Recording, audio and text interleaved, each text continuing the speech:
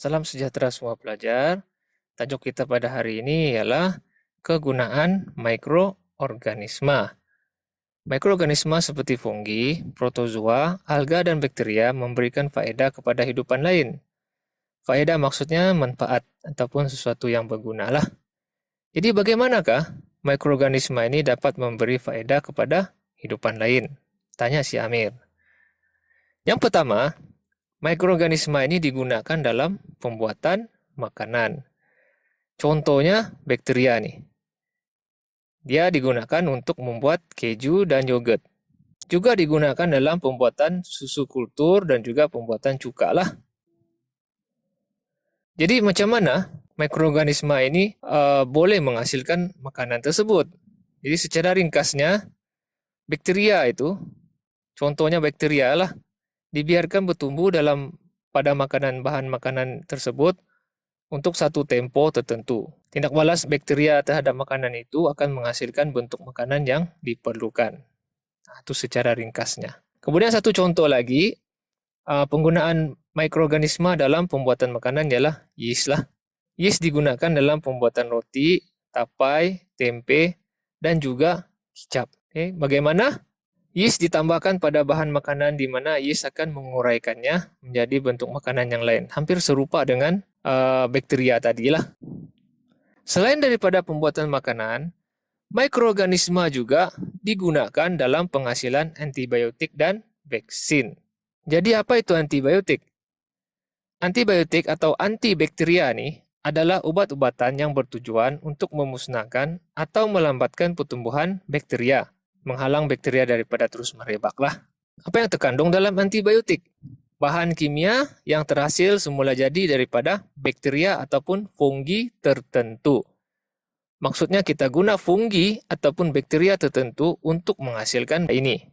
Contoh antibiotik, penicillin, digunakan untuk merawat berbagai jenis jangkitan bakteria lah, seperti radang paru-paru, jangkitan telinga, kulit, mulut, tekak, dan sebagainya lah. Vaksin pula berfungsi untuk merangsang sistem daya lawan jangkitan ataupun kita panggil dia sistem immunity lah tubuh, membentuk immunity terhadap jangkitan penyakit yang khusus. Jadi apa yang dalam vaksin ini? Bahan aktif antigen. Antigen itu ialah sama ada virus atau bakteria yang lemah, virus atau bakteria yang mati, ataupun sebahagian daripada struktur virus ataupun bakteria. Maksudnya kandungan virus itu pun dihasilkan daripada virus ataupun bakteria tertentu lah.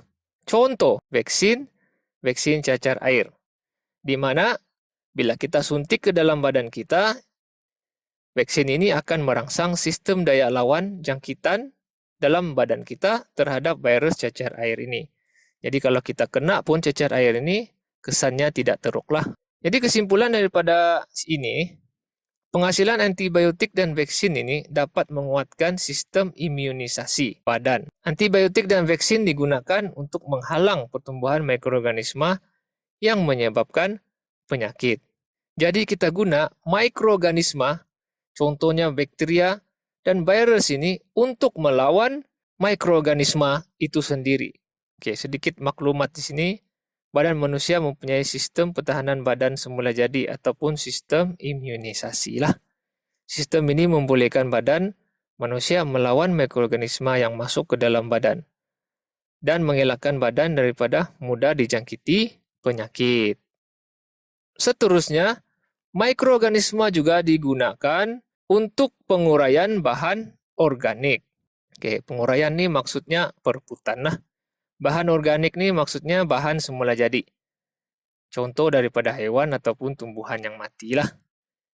Jadi penguraian bahan organik itu lebih kurang maksudnya bahan semula jadi itu diuraikan kepada bentuk yang lebih ringkas. Contohnya, mikroorganisme akan mereputkan tinja ayam, tinja lembu, dan tinja kambing yang digaulkan dengan serbuk kayu.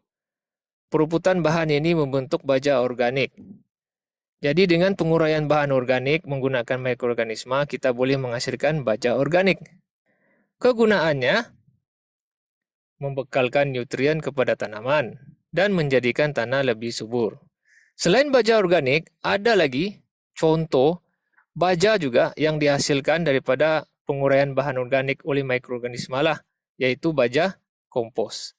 Baja kompos ialah bahan organik juga semula jadi tapi daripada tumbuhan. Contohnya sisa pertanian, kayu reput dan daun-daun kering yang telah direputkan oleh mikroorganisma lah. Fungsinya sama, menyuburkan tanah dan tanaman. Jadi baja organik dan baja kompos ini terhasil daripada penguraian bahan organik oleh mikroorganisma. Oke, itu satu lah. Satu lagi, mikroorganisma ini juga, contohnya bakteria, digunakan untuk merawat sisa kumbahan dan memusnahkan sisa-sisa toksik yang terdapat di dalam loji kumbahan. Sisa kumbahan ini maksudnya sisa buangan bawaan air sama ada terlarut atau terampai yang dibuang melalui pembentungan ataupun saluran khas lah. Di loji kumbahan ini, air kumbahan, sisa kumbahan ini akan dirawat lah. Salah satu rawatannya ialah menggunakan bakteria. Bakteria ini akan menguraikan sisa-sisa tersebut untuk memusnahkan yang toksik lah, yang bertoksik itulah, supaya sisa kumbahan itu terawat. Jadi nanti yang akan dikeluarkan adalah sisa kumbahan yang tidak berbahaya lah, yang tidak mempunyai sisa-sisa toksik. Jadi kesimpulannya, selain kesan buruk, ada mikroorganisma yang boleh memberikan faedah kepada hidupan lain. Antaranya ialah mikroorganisma yang digunakan dalam pembuatan makanan, penghasilan antibiotik dan vaksin, penguraian dan perebutan bahan organik, pembuatan baja dan rawatan sisa kumbahan untuk kesejahteraan manusia. Oke, jadi si Amir tanya lagi, terangkan kepentingan mikroorganisma dalam kehidupan kamu.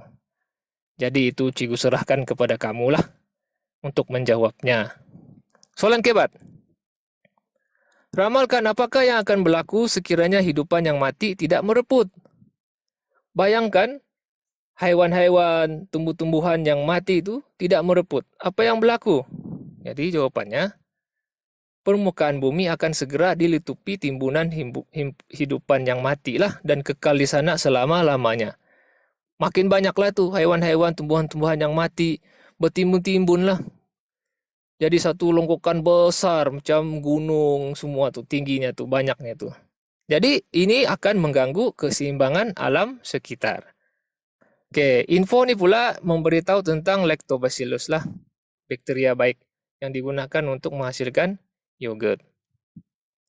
Lactobacillus juga hidup di dalam usus manusia untuk memecahkan karbohidrat agar makanan mudah dicernakan dan mengelakkan cirit-birit. Oke, ini info sajalah. Jadi itu saja tajuk kita pada hari ini. Selamat belajar.